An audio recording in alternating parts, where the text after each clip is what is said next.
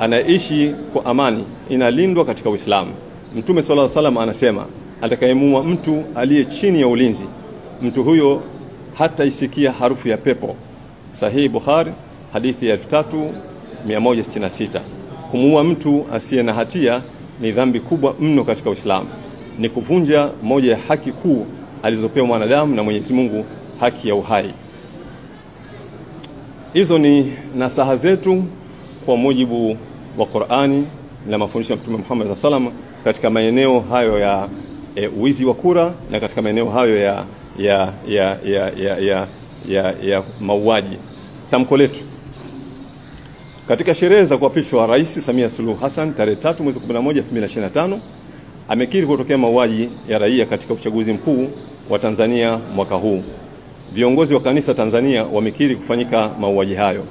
Waislamu wenye macho ulul albab Tanzania pia wamekiri kufanyika mauaji hayo. Vile vile waangalizi wa uchaguzi wa Jumuiya ya Maendeleo Kusini mwa Afrika SADC, Umoja wa Afrika AU na Umoja wa Ulaya EU wamekiri kutokea mauaji ya raia katika uchaguzi huo. Kwa mujibu wa sheria za Tanzania na sheria za kimataifa, waliouliwa ni watu wasiokuwa na hatia, innocent, mpaka pale mahakama itakapothibitisha makosa yao.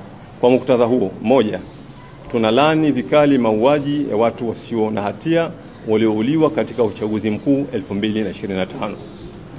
Mbili, kwa huzuni kubwa tunatoa rambirambi kwa familia na ndugu wote wa raia na wengine waliopoteza maisha katika mashambulizi na ukatili uliofanyika katika kipindi cha uchaguzi. Tatu, tunasimama kwa mshikamano na ndugu wa marehemu katika kipindi hiki cha majonzi makubwa.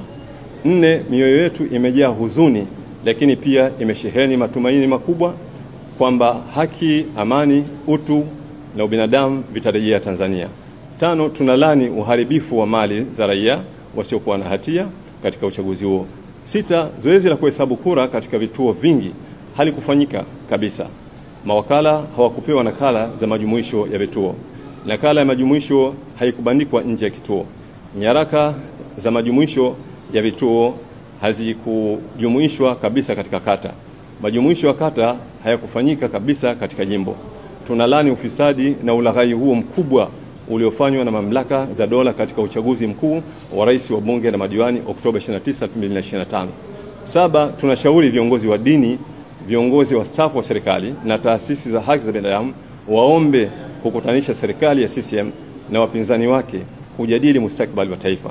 Nane, tunashauri serikali ya CCM itoe haki kwa Watanzania kuandika katiba mpya ya taifa lao. Tisa, kwa sauti kubwa kabisa tunakataa kupongeza uchaguzi mkuu wa rais, wa bunge na madiwani uliofanyika Tanzania mwaka huu. 10, tunamwomba Mwenyezi Mungu abariki taifa letu la Tanzania lifikie katika uhuru, mshikamano na amani ya kweli. Asante sana.